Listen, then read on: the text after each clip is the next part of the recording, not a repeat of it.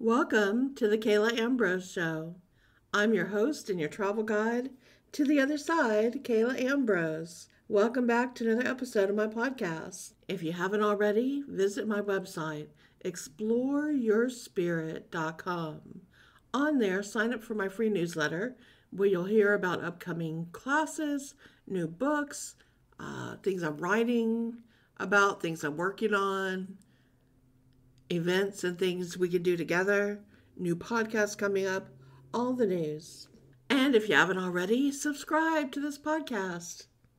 Thank you so much for listening. Okay, without further ado, let's get into it.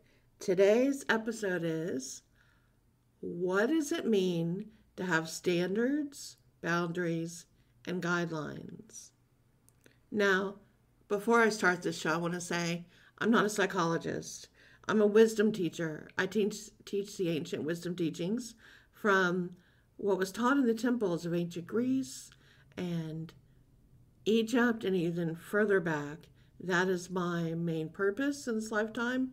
It's what I write about. It's what I do. Things to do with spiritual exploration. And I believe that there are many paths and one destination.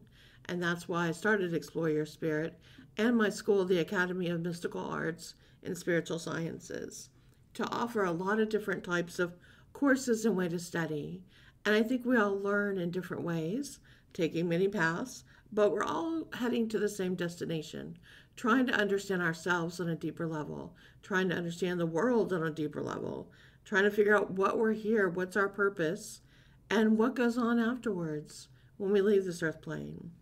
So I like to offer lots of different thoughts and modalities and things to think about so that you can delve a little deeper into these things. And I say it's like a spiritual buffet. If something sounds interesting, try a bite, see if it works for you right now.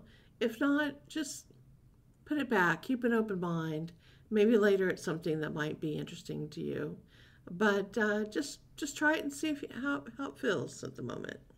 So I'm a wisdom teacher. I'm an intuitive coach. And I share things with you from the spiritual perspective. And this is all for soul growth.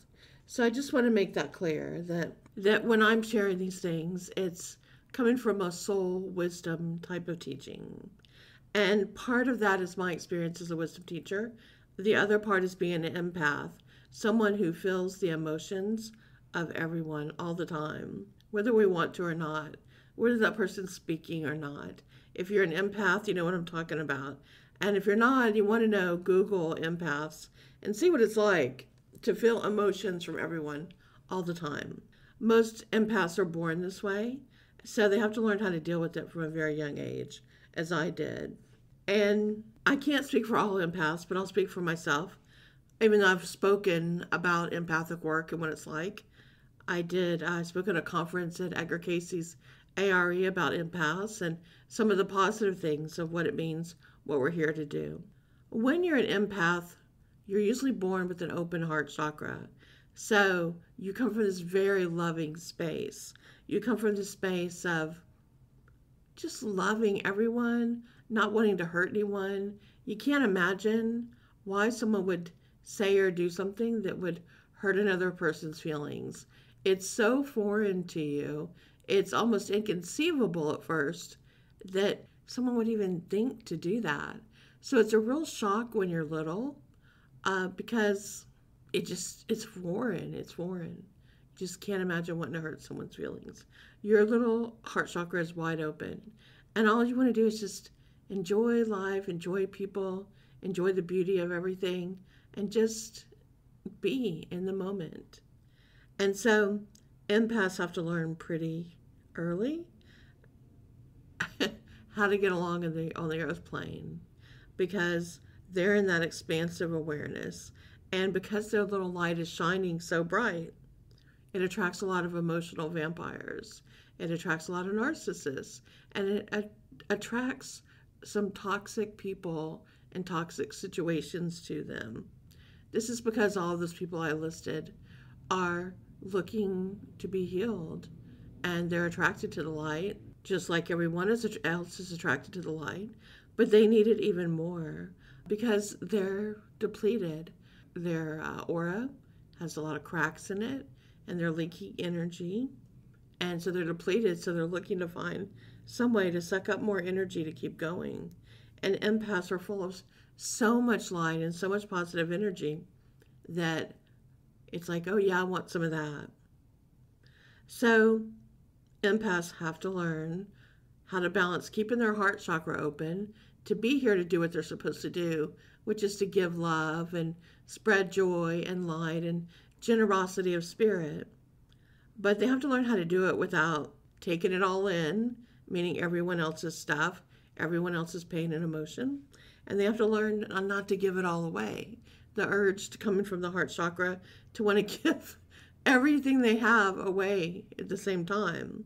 So that's a lot of depletion if you don't know better. And most empaths don't. They're not born with a handbook just explaining. So you'll find a lot of empathic children that are confused when they're young, and they may become a little more introverted because they just don't know how to handle all the emotions and the feelings. I've talked about this before. I think I shared in one of my books a story about it, that when in large groups as a child, when my family all gathered for a holiday, I would end up getting ill, almost like the flu, and stomach issues and all that. And my mother would say, why every Christmas, every holiday, you end up sick, like the flu? And she'd tuck me into bed. And I didn't understand either. I just knew I was very sick. But as I got older, I started to figure out I was taking on everyone's energy in the house. Our home wasn't that big, and we had family, huge amounts of family there. Extended family, uncles, aunts, cousins, friends of family, everyone just there. And everyone has their stuff going on. And you put all that in a room or a small home, and an empath is just overwhelmed with it. And I would pick up so much of it, as well as being psychic. So I would feel the feelings of what the person was unhappy about. And then psychically, I'd pick up the information of what they were dealing with.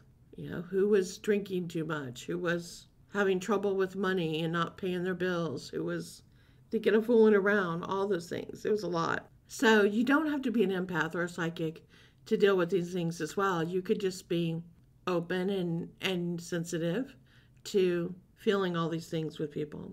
Even if you're not that, your feelings matter, your thoughts matter, and your way of living matters. And you may find that you've done the work and you've opened your heart, and it's really tough sometimes the way people are treating or mistreating you.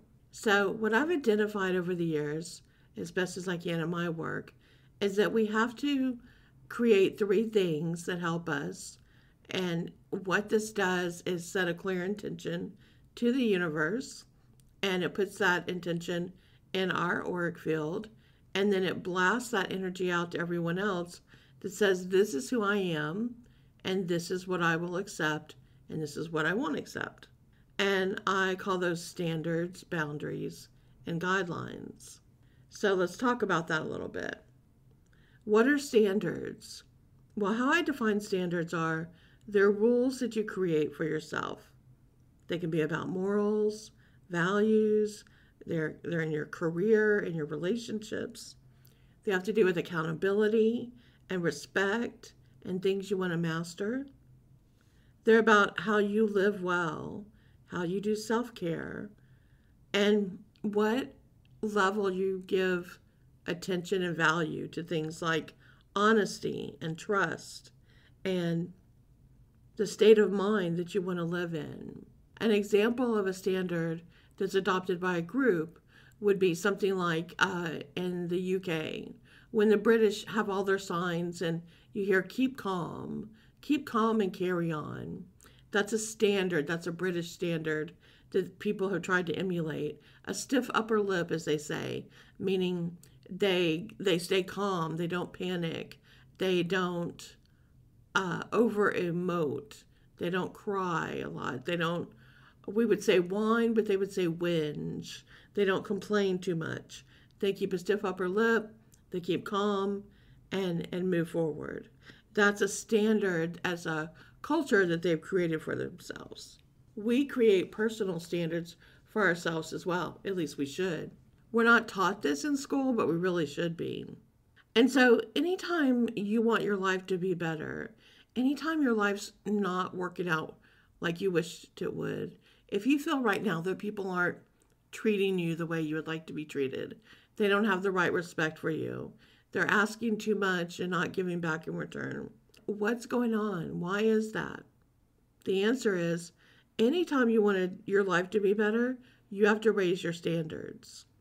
When you raise your standards, you then have to do the next step, which is you have to hold yourself and others accountable to those standards. So you can't backslide. So if you create standards for yourself and someone asks you a question, and now comes the conflict, now comes the moment of truth.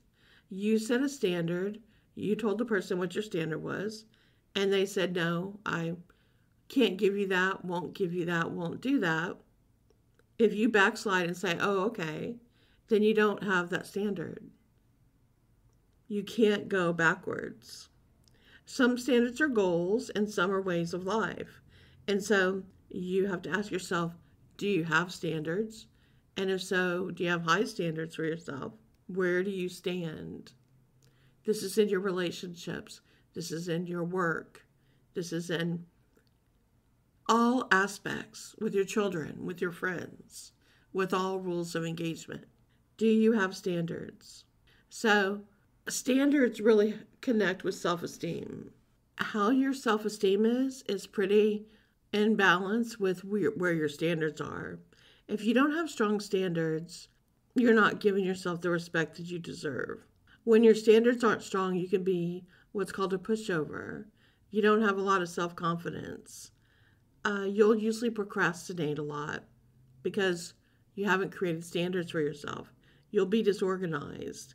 You're not living up to who you could be because you're not really pushing yourself to grow. You're tolerating things that you don't want to, but you can't find the energy or the confidence to believe in yourself and want and expect more. Versus when people have positive high standards for themselves, they believe in themselves, and so they have a lot of good self-esteem and respect. They believe that they're going to succeed in what they're going to do. And they understand that they have to accept the best from themselves and for others. And the only way to do this is to create a standard and to live by it. So when you have high standards, you're willing to grow. You're willing to stretch outside your comfort zones. You're willing to push. You know your worth and you're willing to stand up for it. That doesn't mean you get in a defensive place where you're trying to prove from a negative space. It means you're in a positive space where you know, these are my standards, this is what I'm worth, this is my value. Many years ago, in my 20s, I decided that I was going to create some standards for myself in a relationship.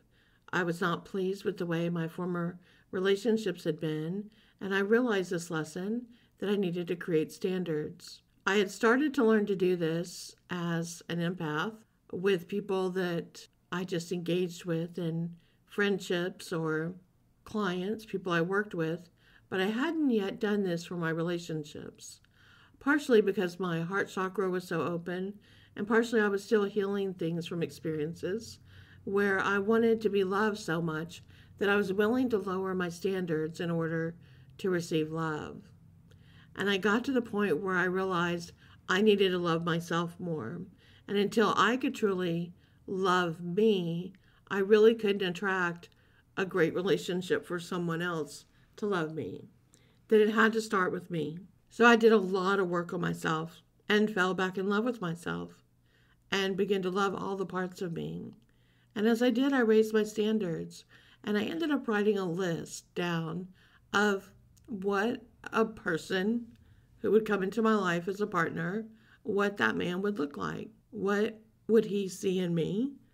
What my standards were, what I wanted, and what his standards would be. And I began to live by those standards and hold true to them. Even when things got tough, even when things were scary, even when I felt lonely, I didn't backtrack. I held to the standards. And one day I met that man. And the funny thing is, he told me not too long after we were dating, he called me high maintenance. And I kind of laughed and I said, okay, well, tell me what that means for you, because that can be kind of a negative term. So what does that mean? And he said, I don't mean it that way. I think it's a funny way to say it. He said, but when I met you, I knew you were going to be high maintenance. And I told my friends that night, I said, that's a high maintenance girl. I have to think about if I want to go out with her. And what he said, what I mean by that is, I knew you had high standards for yourself and for others. The way you looked, the way you dressed, the way you carried yourself, the way you spoke, the way others reacted to you. I knew you had high standards. And he said, so I had to think about myself and say, was I ready to raise myself and level up to where your standards were? Did I want that for myself? Did I want to raise my standards and grow as well? He said, I could feel the energy between us, but I knew if I was going to attract you and to keep you attracted in my life, that I would have to raise my standards and grow with you. And he said, I decided to do that, and that's why I decided to pursue you. It intrigued me. And I love this so much, to hear that me doing the work on myself had raised my energy where others could feel this. They could feel my new standards and were reacting to it, whether or not they wanted to be in my life. That's a beautiful way to start a relationship where both parties realize that and want to grow. And that's very important in life, is to find someone who's willing to grow, not looking for status quo. I learned this in my mid to late 20s, and I'm forever thankful that I did. But I still had more to learn. I had gotten it right about loving myself and setting those standards for relationships, and went on to have a very happy marriage. And I say to have only because now I'm a widow and no longer have this beautiful man in my life. But it was a beautiful, amazing experience while I had it. But as an empath, I still struggled with this big open heart, wanting to give to everyone. I had what I'll call the poor little shivering puppy syndrome. Every person that came to me for help in any way, I wanted to do everything for. And I wanted to help in any way I could. What I didn't understand at the time is that I also needed to establish boundaries. So what are boundaries? Well, how I define boundaries are when and where to say no, when and where to say enough, when and where to establish some limits, some time limits. Funny enough, I knew about boundaries because of all my work seeing the aura. And so I knew when an aura had a good boundary. The aura is the energy body around you. It holds in all the layers of your physical, mental, emotional, and spiritual layers. And in the aura, you can have a healthy aura, which is balanced and it flows, it moves, it expands and contracts. Or you can have what's called a brittle aura. That's when it's too rigid.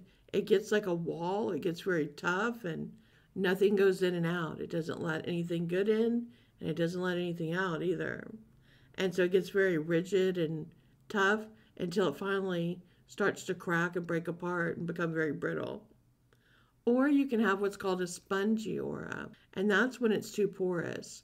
The aura is so full of emotion, crying, sadness, overwhelming emotion, that it's like a sponge, a heavy sponge that's porous and keeps absorbing that energy and just gets really heavy and weighted down and can't really hold its leaking, and it can't really hold or bring in any new energy. So I'd always seen this in the aura, that not all the boundaries are the same. For example, I talk about seeing an aura of a scientist a lot. And that's because when you look at the layers of the aura, there's each layer a lot of times is very similar in size.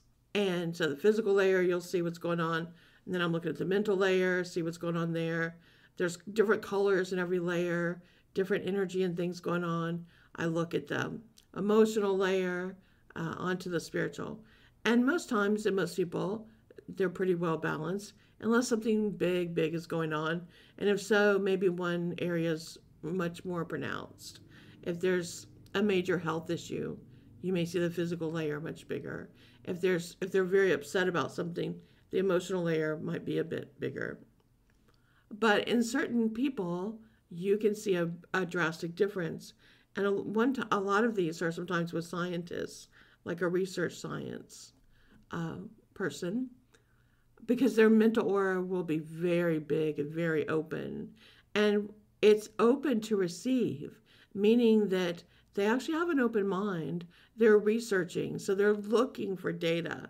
So their mental field is very wide open. They're looking to have conversations with other research scientists, others in the field. They're looking to read, they're looking to research. They want data. Huge mental field, open, ready to receive. And that's very good when you see that. That's someone that's on the right track. They're looking for input from others, they're going to grow from it. But yet, in these same scientists that I'll see that have these big, open, healthy mental auric fields, their emotional layer is tiny and it's rigid and it's so closed. And they're not open at all emotionally or to even understanding things emotionally. And so they're having tremendous difficulty in their relationships. They're not able to emote a lot emotionally to their partners if they have one.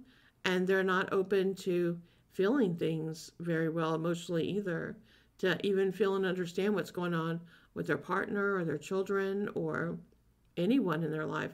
They're not able to read the room, as we say, to pick up anything intuitively because this layer is so closed. There's no way anything could get in, much less anything of a higher vibration like intuition to even to feel what's going on. And so this is why many of them can be socially awkward because they don't allow any space in their emotional layer to develop and grow what we would call emotional intelligence. They've closed us down so much and have put such a lesser value on it that there's no room. And so they're very out of balance, but it's very difficult to get them to see that. Sometimes this has been formed by past experiences that happen with them, and so they're scared to open up and be vulnerable. Sometimes it's just because they're just so hyper focused on data that they can see that they discredit and don't understand, don't have the emotional intelligence to really understand why it's important to have this other as well. So with boundaries, this is where we begin to establish these, just like the aura establishes these boundaries. And so all of us have different physical, emotional, mental, and spiritual boundaries. And it's different for each of us. Some we're comfortable in, some we're afraid of, and we close down. And some have been static. We haven't done as much with them in a long time. And so what's important with boundaries is you learn in boundaries, you identify what you like and what you dislike. And so you're setting a comfortable space for yourself. Here's what I like. Here's what feels good. And this is important because this is where you create respect and your identity and you learn how to communicate. And it's very important. But it's not just about being comfortable. And this is what I feel that people are misunderstanding right now. There's a lot of talk about being comfortable setting boundaries and saying, this is my boundary, don't cross it. And when you're first learning to set your boundaries, that's good advice because you don't even know yet fully where you're comfortable. So you have to start somewhere and you have to build that base. And that's wonderful. And what happens then is you do that, you're working through your fears and you're listing your fears and saying, I'm not comfortable with this. Maybe you're not comfortable with physical touch for some reason. Maybe you're not comfortable with certain expressions of emotion. Things like that, whatever may have happened to you. And some that may have just been the way your personality came back in this lifetime. And so what I feel the disservice is that people have been told it's good to establish boundaries, but they've been left there. And I think you're supposed to push past that. Get comfortable first, identify the fears so that you can work on them, And then start learning, why do I have these fears? Where did they come from? Why am I uncomfortable with this? Why do I feel this way about this? Why do I like or dislike this? Is this still serving me well? Or is this keeping me in a place where I'm not growing and I'm not learning and I'm just staying in the fear, and I found a new way, a new tactic to keep me safe? And this right now I see a lot of, where people are able to identify and state their boundaries or and what they want, but then they stay stuck there. And the goal to me is to learn and face your fears, and then to grow, to evolve, to push, to make changes. Because we are not here to play it safe. We are not here to be static. The only constant in life is change. And we're supposed to be changing and growing and evolving on a daily basis. So find your boundaries, find your comfort zone, but then resolve to move past them in a way that's right for you and at a time that's right for you. And if you do this at the same time, that you also set higher standards for yourself, your boundaries are naturally going to change as well. Because setting those higher standards, you're going to rise above and want to do even bigger things. And your self-confidence is going to grow. And as that grows, your boundaries need to expand, because you're naturally going to attract more and be more and want more. So what's helpful to do this to help you raise your standards and open your boundaries? That's the third part, which are your guidelines. And guidelines are things that you learn to look for, because to do all of this, you need to be vulnerable. You need to be vulnerable with yourself. You need to be vulnerable and open to having feelings, knowing that cannot feel good sometimes. You need to be vulnerable, letting other people in, and knowing that they're human. And as humans, we can all disappoint each other sometimes. So you establish kind of a baseline of guidelines to let you know if you're getting closer or further away. And you can follow these guidelines as a measurement to kind of see where you're going. So things you might look for with other people. One is give and take. Are you just giving all the time and someone else is taking? That's not balance. That's not going to help you there. Are you a good listener? And if so, the people you listen to, are they listening back well? Are you being honest? Is honesty important to you? And are you requiring that back from the people in your life? Same with trust. Are you being trustworthy? And can you really build trust with others? Are they giving it back? And these are not meant as, what's that old saying, tit for tat, where you're checking it off. Ha ha, on Thursday I caught you doing this, therefore you're not worthy. It's understanding that we're human. Some things you're going to do better than others. You might be really good at some of these things where someone else in your life is learning. The difference is, do you have open dialogue? Do you have communication? Can you talk about it with these other people or person in your life and say, this affected me this way? And can that person agree to work on it more and resolve to pay attention and to get better with it? It's not a yes or no checklist. It's setting guidelines where you're trying to grow together and to move together. It's having that emotional connection and that emotional intelligence in conversation.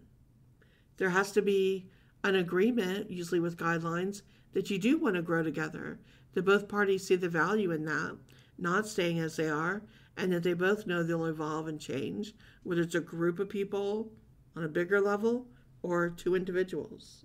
You have to be mature enough to be able to disagree and then to apologize and to move forward, and to be willing to offer each other help, compassion, and sympathy while going through these things.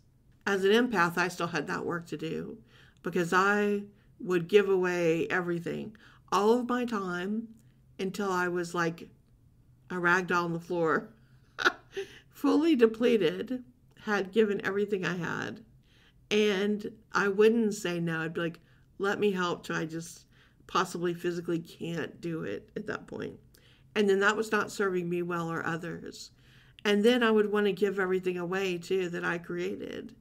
And that did not serve me well as either, because I'm still a human that has to pay my bills and afford to live and make ends meet and all of that as well. So I had a very hard learning there, lessons to learn so that I could learn to exist on the earth plane while the rest of me really lives in the spiritual plane, in that place of love and just wanting to give. It's a very challenging place to stay in both, to stay in that open heart chakra and in the higher spiritual realms, just wanting to be in that energy, but having to stay grounded here on earth and to do with those other things that must be done. And so the best way I found, and it seems to work with all the students I share it with and clients, is you begin by setting your standards. And then once you have these standards, you create your boundaries, knowing that those boundaries are going to change. And they should change quite often. And if you study with me, we're going to look at those and we're going to see how they're opening up every 6 months to every year. And are you expanding and growing those boundaries? And then we look at your guidelines and how to get there with the guidelines. Are the guidelines helping you establish that baseline? Guidelines are like a roadmap of how to get there, how to get to your standards that are going to continue to evolve, and your boundaries, which are going to continue to open. If you're looking for an example of that, of what I mean, let's say you want new friendships in your life.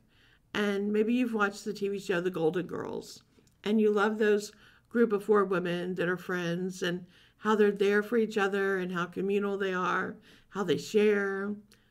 They all retain their independence and their personalities. They don't change themselves to fit in with each other. They're very strong, independent women with different personalities and different thoughts on everything from relationships to dating to careers. Very different and unique.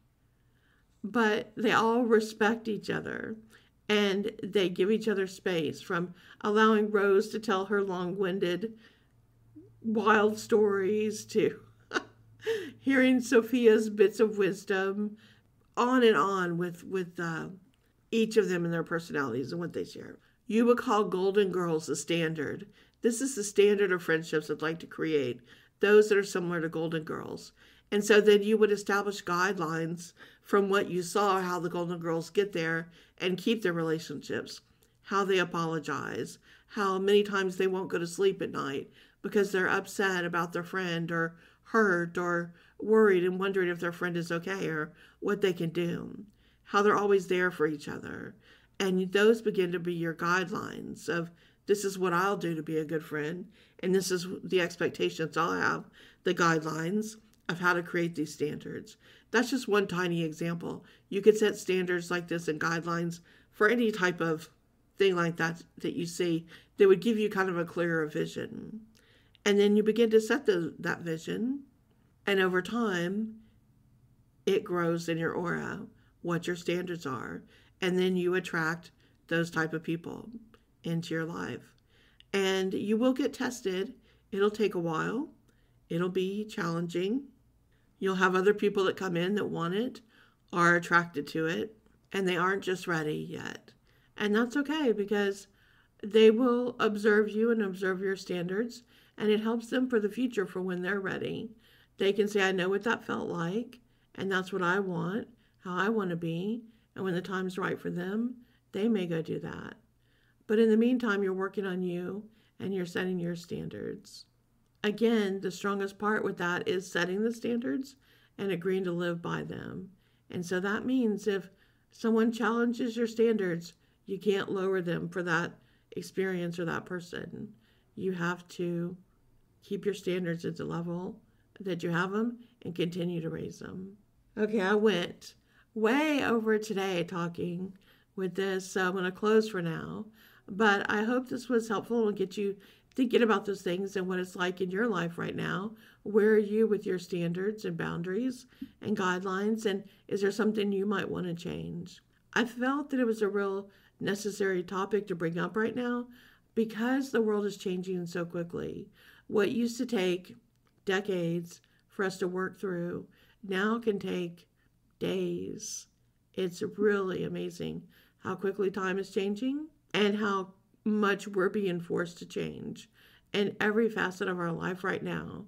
This is why so many people are leaving their careers or relationships or redefining who and what they are because all of the standards are being, I don't even think changed is the word, I don't even know, evolving, shifting, moving around. And so it's time for all of us to take a look at this and level up to where we want to go next. So as always, I'd love to hear from you if you do this work. And hopefully I'll see you soon back here listening to a podcast in one of my classes, having a session with me, wishing you all the best.